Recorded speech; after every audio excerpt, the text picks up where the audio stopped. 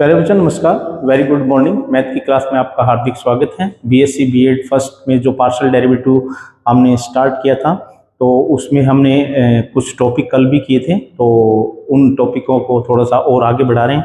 कल हमने बताया था कंपोजिट फंक्शन क्या होता है, ठीक है। कंपोजिट फंक्शन, कंपोजिट फंक्शन तो कल बताया था कोई वाई फंक्शन है एक्स का और एक्स खुद किसी अदर चर का फलन हो, जैसे फाइव टी टी का, तो ऐसे फलनों को हम क्या बोल देते हैं? संयुक्त फलन बोल देते हैं, यानी कंपोजिट फंक्शन बोल देते हैं, संयुक्त फलन, ठीक है। उसके बाद में टोटल डेरिवेटिव, टोटल डेरिवेटिव के बारे में बात आएगी। तो यानी कंपोजिट फंक्शन का जो टोटल डेरिवेटिव निकालते हैं वो कैसे निकालते हैं, तो सबसे पहले इस फंक्शन को टी में कन्वर्ट कर देंगे और वाई का टी के रिस्पेक्ट में डेरिवेटिव कर देंगे। सबसे पहले इस फंक्शन के अंदर ये टी पुट करेंगे, एक्स की जगह फाइव टी पुट करेंगे और इसको सोल्व करेंगे, तो ये सारा क्वेश्चन किस में बन जाएगा? टी में बन चुका होगा। और फिर हम क्या कर देंगे? डी वाई अपॉन में डी टी याद कर देंगे। तो सबसे पहला काम हमारा होगा इस सारे क्वेश्चन को टी में कन्वर्ट करके और उसका फिर D Y by D T हम याद कर सकते हैं। उसके बाद भी मैंने कल जो बताया था कि ये जो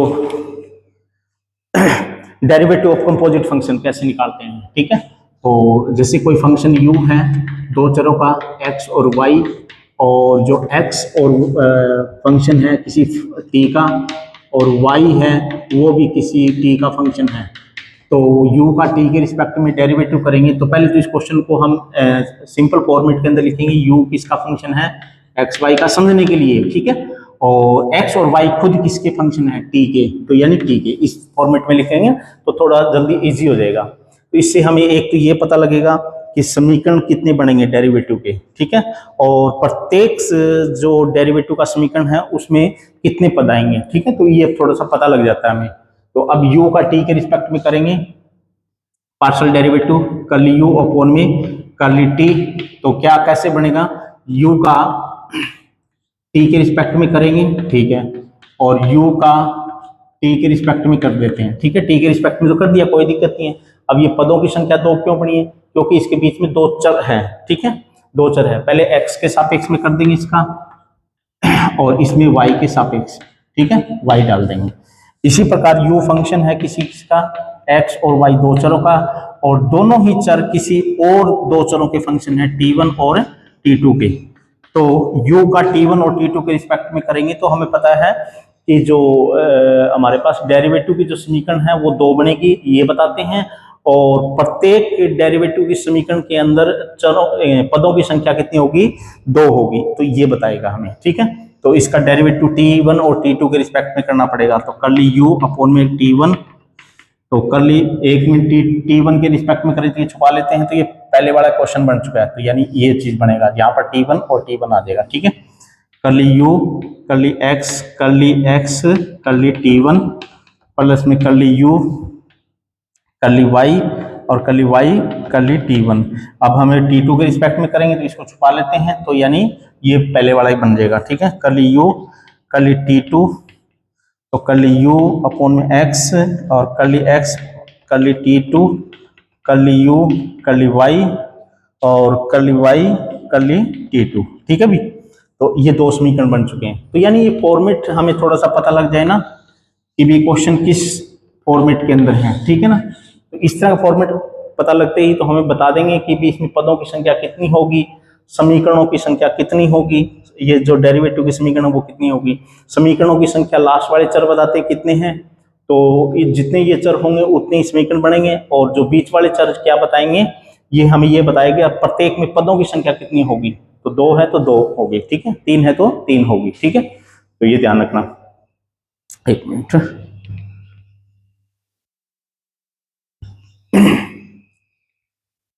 अब हमारे पास आगे टॉपिक आता है derivative of A implicit function, ठीक है। यहां तक तो हमने कल लास्ट वाली वीडियो जो है कल किया था तो उसमें कर दिया था। अब हम करते हैं इम्प्लिसिट फंक्शन कौन से होते हैं, यानी एस प्लस फलन।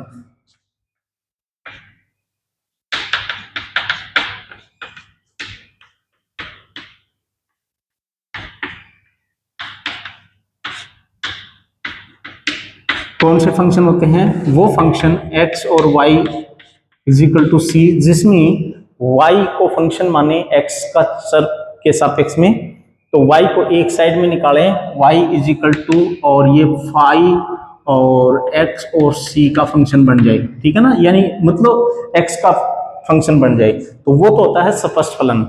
और अगर या फिर x is equal to psi और वाई सी इस फॉर्मेट में बन जाए, यानी x एक साइड में निकाल दिया, बाकी सारा y का फंक्शन बच गया, y को एक साइड में निकाल दिया तो सारा x का फंक्शन, तो ये दोनों ही क्या कहलाते हैं? एक्सप्लिसिट, एक्सप्लिसिट यानी स्पष्ट, स्पष्ट फंक्शन, ठीक है भी, स्पष्ट फलन कहलाते हैं। बट इम्प्लिसिट कौन से होते हैं? जिसमें y एक साइड में या फिर x एक साइड में नहीं निकाल सकें, ठीक है, यानी y को x का फलन ना बना सकें या फिर x को y का फलन ना बना सकते हैं, ठीक है। तो f एक्स वाई ये फंक्शन इज इक्वल टू सी जिसमें y एक साइड में ना निकाल सकें, तो उसको हम क्या बोल देते हैं? Implicit function. जैसे एग्जाम्पल के तौर पे जैसे मैं ये कह देता हूँ साइन x प्लस में y, ठीक है, और इज इक्वल टू जैसे x है, ठीक है, तो यहाँ पर मैं कहूँ कि भी x को एक साइड में रख, x एक साइड में, तो x इसमें भी आ गई, इसमें नहीं आना चाहिए था, ठीक है, y को एक साइड में निकालूं और बाकी x का फंक्शन इधर बना दूं तो नहीं बन रहा है, तो ये फंक्शन क्या होगा? इम्प्लिसिट। और इम्प्लिसिट फंक्शनों का हमने डेरिवेटिव करना सीख रखा था वहां पर, तो यहाँ पर इम्प्लिसिट फंक्शनों का डेरिवेटिव कैसे निकालेंगे? तो पार्सल की हेल्प से हम थोड़ा सा इजी हो जाता है और टाइम ज्यादा नहीं लगता इसमें, ठीक है। तो इम्प्लिसिट फंक्शनों का डेरिवेटिव वहां पर जब निकालते थे तो थोड़ा सा कॉम्प्लिकेटेड होता था, बट यहाँ पर क्या है कि पार्शियल डेरिवेटिव निकालना इजी होता है। क्यों? क्योंकि एक चर के सापेक्ष में करते हुए दूसरा चर क्या होता है? कांस्टेंट होता है, ठीक है। तो उनका डेरिवेटिव हमें करेंगे तो देखेंगे कैसे निकालते हैं। तो इम्प्लिसिट फंक्शन के बारे में आपको पता लगा होगा अस्पष्ट फलन का। तो क्या होता है इम्प्लिसिट फंक्शन? जिसमें y को x के पदों में ना लिख सकें या x को y के पदों में ना लिख सकें, तो वो ऐसे फंक्शनों को इम्प्लिसिट फंक्शन बोल देते हैं। डेफिनेशन आ सकती है भाई, इंपॉर्टेंट है ये, ठीक है। तो इसका डेरिवेटिव कैसे निकालेंगे? कोई फंक्शन x और y इम्प्लिसिट फंक्शन है यानी अस्पष्ट फलन है, तो उसका dy बाई यानी y को x का फलन मान के, मतलब मान लेते थे वहां पर हम dy बाई dx निकालते थे, बट x को या y को एक साइड में नहीं निकाल सकते थे, फिर भी dy बाई dx निकालते थे। तो y को x का फलन मान लेते हैं, ठीक है। और dy बाई dx कैसे निकलेगा? कहता है कि पार्शियल डेरिवेटिव इस फंक्शन का x के रिस्पेक्ट में और पार्शियल डेरिवेटिव इसका y के रिस्पेक्ट में और माइनस और डिवाइड, ठीक है, ये आपका फर्स्ट डेरिवेटिव निकल जाता है। और जहां पर कर्ली f अपॉन में कर्ली y जीरो नहीं होना चाहिए, ठीक है। ये फार्मूला आपने याद रखना, पहला डेरिवेटिव इम्प्लिसिट फंक्शन का ध्यान रखना, इम्प्लिसिट फंक्शन हो, ठीक है। तो उसका फंक्शन को x और y का मान के चले, मतलब फंक्शन मान लिया, c को इधर ले आएंगे, फिर उसका सारे का x के सापेक्ष में कर देंगे, फिर सारे का y के सापेक्ष में कर देंगे और डिवाइड कर देंगे, एक माइनस लगाएंगे, ठीक है। और जो भी आएगा वो हमारे पास फर्स्ट डेरिवेटिव। ये तो था फर्स्ट डेरिवेटिव। सेकंड डेरिवेटिव निकालना चाहे तो D square Y D X के, तो किसकी हेल्प से? पार्शियल डेरिवेटिव की हेल्प से। तो इसके लिए आपने एक फार्मूला याद रखना पड़ेगा, वो फार्मूला मैं लिख देता हूं, माइनस में क्यू स्क्वायर आर और माइनस में 2pqs प्लस में पी स्क्वायर टी और बाई में क्यू क्यूब। ये फार्मूला याद रखना पड़ेगा भाई। अब ये कह दे कि भी ये P Q R S T क्या है, तो मैं लिख देता हूं, पी क्या होता है? इस फंक्शन का एक्स के सापेक्ष में डेरिवेटिव, एफ का एक्स के सापेक्ष में पार्शियल डेरिवेटिव। पी क्यू क्या होता है? उस फंक्शन का वाई के सापेक्ष में डेरिवेटिव। आर क्या होता है? उस फंक्शन का 2 बार एक्स के सापेक्ष में, कर्ली स्क्वायर एफ है कर्ली एक्स स्क्वायर। और आर के बाद में एस क्या होता है? मिक्स कर्ली स्क्वायर एफ है, यानी इसका y के सापेक्ष में या फिर इसका x के सापेक्ष में, ठीक है। तो कर्ली x कर्ली y, और उसके बाद में क्यू आर एस टी, तो यानी इसका 2 बार डेरिवेटिव y के रिस्पेक्ट में, ठीक है। तो ये हम निकाल सकते हैं और इनकी वैल्यू को इसमें पुट करेंगे, ठीक है। तो इसमें भी ध्यान रखना, क्यू जो भी आता है हमारे पास क्या आता है? कर्ली एफ अपॉन में कर्ली y, इसकी क्यूब किया है तो ये भी जीरो नहीं होना चाहिए। तो क्यूब यानी Q can not be zero, ठीक है। और क्यू क्या होता है, कर्ली एफ अपॉन में कर्ली वाई, वो जीरो नहीं होना चाहिए, ठीक है भाई। तो ये फार्मूला है, इसको आप याद रखोगे। और अब हम आगे क्वेश्चन पे बढ़ते हैं। तो क्वेश्चन क्या कहता है देखते हैं।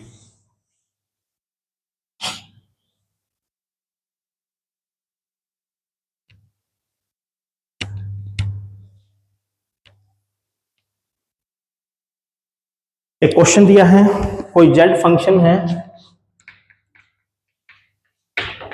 जेड फंक्शन है एक्स वाई स्क्वेयर प्लस में एक्स स्क्वेयर वाई, और जहां पर एक्स क्या है 80 स्क्वेयर और वाई क्या है 280, ठीक है भाई। और क्या निकालना है, डी जेड अपॉन में डी टी ज्ञात करना भी, ठीक है। तो सबसे पहले देखिएगा, फॉर्मेट में जो बताया था वो सिंपल फॉर्मेट बनाओ।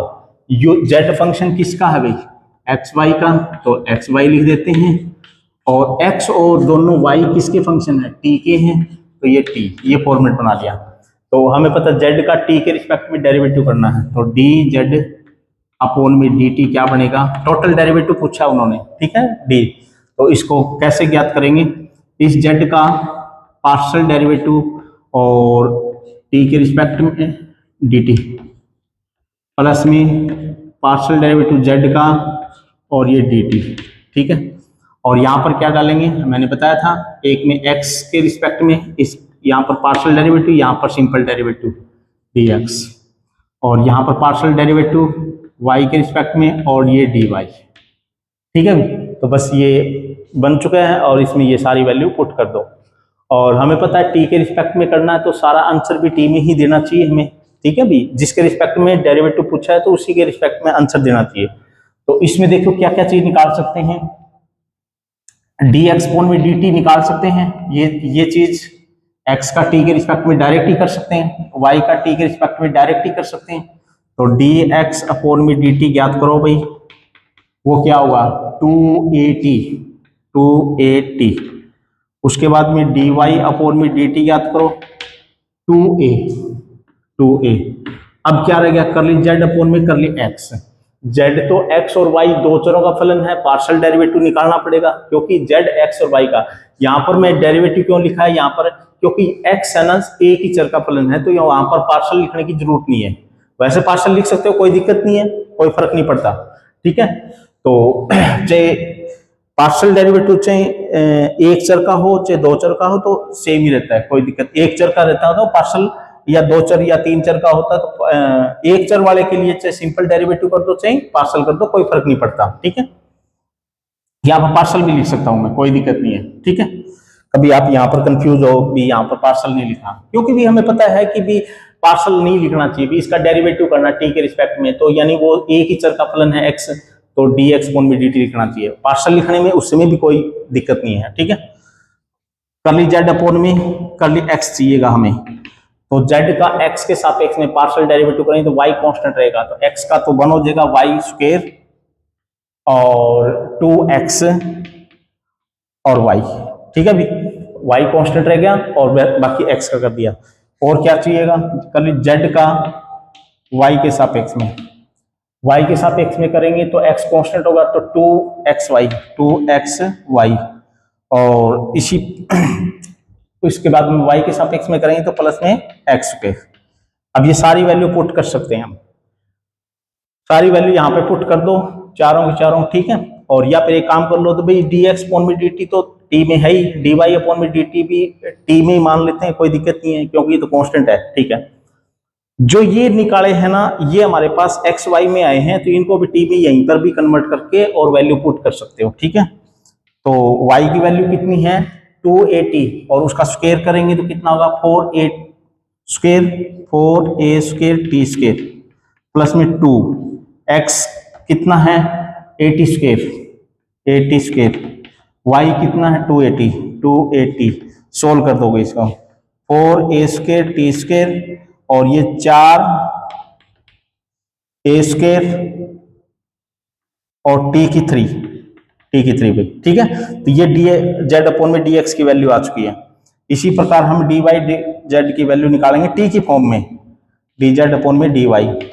तो 2xy तो हमें पता है कि ये निकाल रखा है, तो ये निकलेगा 4 a स्क्वायर टी की 3 एक्स स्क्वायर यानी a स्क्वायर टी की 4, a स्क्वायर टी की 4। और यहाँ पर कोई वैल्यू, हाँ ठीक है सही है। अब ये वैल्यू, ये वैल्यू, ये वैल्यू और ये वैल्यू इसमें पुट कर दो, तो this means D Z upon में डी टी क्या बन जाएगा, कर्ली जेड अपॉन में कर्ली एक्स की वैल्यू कितनी है, ये रही। तो 4 a square T square plus में 4 a स्क्वायर टी की 3 और डी एक्स अपॉन में डी टी की वैल्यू कितनी है 280 प्लस में कर्ली जेड अपॉन में कर्ली वाई की टी की वैल्यू कितनी, ये रही 4 a स्क्वायर टी की 3 प्लस में a स्क्वायर टी की 4, ठीक है। और इसके साथ मल्टीप्लाई कौन है, डी वाई अपॉन में डी टी, वो कितना है 2a। अब इसकी मल्टीप्लाई करके सोल्व कर दो भाई, कॉमन जो निकले वो निकाल दो, और वो हमारे पास क्या आएगा ये हमारे पास आएगा 2a की 3 टी की 3, 2a की 3 टी की 3 और t प्लस में 8 शायद 8 प्लस में 5t, 8 प्लस में 5t। बाकी ये भी ठीक था, बस थोड़ा सा सिंपल कर लेना चाहिए हमें, जितना तो हो सके सिंपल कर लेना चाहिए, ठीक है।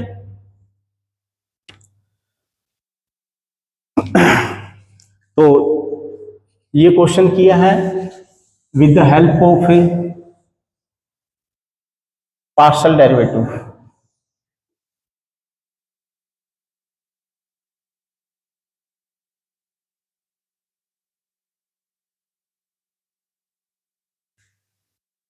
आगे एक क्वेश्चन और करके देखते हैं।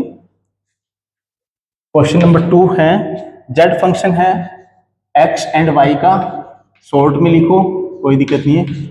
और कहता है कि जहां पर x खुद क्या है e की u e की माइनस में v, और y फंक्शन है e की माइनस में u और माइनस में e की v, ठीक है। तो क्वेश्चन को समझो और निकालना क्या है, सिद्ध करना है भाई कर्ली z अपॉन में कर्ली u माइनस में कर्ली z अपॉन में curly v is equal to x curly z upon में curly x y curly z और कर्ली y, ये हमें प्रूव करना है, ठीक है।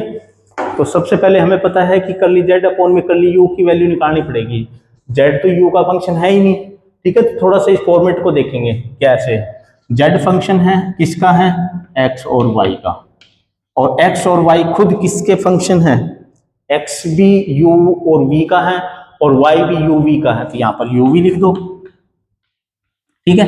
अब हमें z का u और v के रिस्पेक्ट में निकालना, देखो z का u के रिस्पेक्ट में, z का v के रिस्पेक्ट में भी निकालना, तो दो समीकरण बनने वाले हैं। तो कर्ली z अपॉन में कर्ली u क्या बनेगा, कर्ली z अपॉन में कर्ली u, पहले इसको छुपा लो, तो यानी कर्ली z अपॉन में कर्ली u प्लस में दो पद क्यों बनेंगे, तो बीच में दो चर आ गए, कर्ली z अपॉन में कर्ली u, और इसमें x इसमें y इसमें y, एक समीकरण और बनेगा z का v के रिस्पेक्ट में, कर्ली z अपॉन में कर्ली v, तो कर्ली z अपॉन में कर्ली v, दो पद इसलिए बनेंगे क्योंकि ये दो हैं, कर्ली z अपॉन में कर्ली v, इसमें कर्ली x इसमें कर्ली y, ठीक है। इन सभी की वैल्यू निकाल के छोड़ दो, ठीक है। अब हमें पता है कि z का x के रिस्पेक्ट में डेरिवेटिव निकाल लो, z का x के रिस्पेक्ट में निकालना मुश्किल हो गया, नहीं निकाल सकते, और वैसे तो इसमें आंसर भी कर्ली z अपॉन में curly x curly z upon में कर्ली y के रूप में ही चाहिए, तो ये तो निकालने की जरूरत नहीं है अभी हमें, ये नहीं निकालना हमें, ये तो एज इट इज पढ़ने रहने चाहिए, ठीक है। इनकी वैल्यू हम निकाल सकते हैं। अब चाहिए क्या, इसमें से ये घटा दो, इसमें से ये घटा दोगे तो यानी ये बचाए भाई, इनकी वैल्यू में पुट कर लो एक बार, क्या बनेगी z अपॉन में x, ये तो एज इट इज रहना चाहिए क्योंकि ये तो आंसर में चाहिए, और कर्ली x अपॉन में कर्ली u की वैल्यू कितनी होगी, तो x का u के सापेक्ष में पार्शियल डेरिवेटिव तो निकाल सकते हैं हम, ठीक है। तो x का u के सापेक्ष में पार्शियल डेरिवेटिव करें तो e की u ही रहेगा, u का u के रिस्पेक्ट में 1 हो जाएगा, और ये तो कांस्टेंट है 0, ठीक है, क्योंकि ये v का फंक्शन है, पार्शियल डेरिवेटिव निकालते वक्त दूसरा चर कांस्टेंट हो जाता है, ठीक है। उसी प्रकार कर्ली u x का v के सापेक्ष में भी चाहिएगा, तो निकाल लेते हैं सारे, v के सापेक्ष में करेंगे तो ये कांस्टेंट हो जाएगा, e की माइनस में v बन जाएगा। अब y का u के रिस्पेक्ट में, y का u के रिस्पेक्ट में करेंगे तो e माइनस में e की माइनस में u, ठीक है, और y का v के रिस्पेक्ट में तो माइनस का e की v बन जाएगा और ये 0 हो जाएगा, ठीक है। ये चारों वैल्यू यहाँ पे पुट कर दो तो ये देखो क्या बनता है। हाँ, ये कर ली, इसकी वैल्यू पुट करेंगे, ये वाली कर ली x अपॉन में कर ली u क्या है, e की u है, e की u प्लस में कर ली z अपॉन में y तो एज इट इज, और कर ली y अपॉन में u की वैल्यू, y अपॉन में u की वैल्यू e माइनस में e की माइनस में u, ठीक है। अब इसकी वैल्यू पुट कर दो, कर ली x अपॉन में v की, कर ली z अपॉन में x तो एज इट इज लिख दो, और x का v के रिस्पेक्ट में ये रहा माइनस e की माइनस में v प्लस में z अपॉन में y तो एज इट इज, और y का v के रिस्पेक्ट में माइनस e की माइनस में v। अब क्या करना है, ये बन चुका है, यानी ये चीज अब ये बन चुकी है, और ये z अपॉन में v का ये बन चुका है, इसमें से अब ये सब्ट्रैक्ट करना है, तो यानी इसे नाम 1 होगा और ये नाम 2 होगा, 1 माइनस में 2 करने पर, तो कर ली z अपॉन में कर ली u माइनस में कर ली z अपॉन में कर ली v। तो हमें पता है इसमें से ये घटाएंगे तो ये कॉमन निकाल दो, ये कॉमन निकाल दो, कर ली z अपॉन में कर ली x, पहले पदों में घटा दो, दूसरा दूसरे में से घटा देते हैं, तो e की u माइनस में ये घटाएंगे तो ये प्लस का बन जाएगा, e की माइनस में v। कर ली z अपॉन में y कॉमन निकाल दो, और इसमें से ये घटाएंगे तो ये तो प्लस का बन जाएगा, और ये या फिर एक इसमें से माइनस का कॉमन निकाल दो, माइनस का कॉमन निकालेंगे तो ये फिर माइनस का बन जाएगा, e की माइनस में u, और प्लस में माइनस कॉमन निकालेंगे तो माइनस का e की माइनस में v। ये क्या है, ये तो हमारे पास x है, x कर ली z अपॉन में कर ली x माइनस में ये क्या है, ये ध्यान से देखेंगे तो ये y है, ये प्लस का था क्या, हाँ ये प्लस का है, ये देखो प्लस का है, ठीक है, और ये क्या है, y है, तो y कर ली z अपॉन में कर ली y, और यही हमें प्रूव करना था अभी, ठीक है। तो इस प्रकार से इन क्वेश्चनों को हमें सॉल्व करना है, ठीक है। अभी तो हम नेक्स्ट वीडियो के अंदर मिलेंगे, अब बाकी जो क्वेश्चन रहते हैं उनको हम नेक्स्ट वीडियो के अंदर करेंगे, भी वीडियो लेंथी हो रही है, तो thank you for watching video.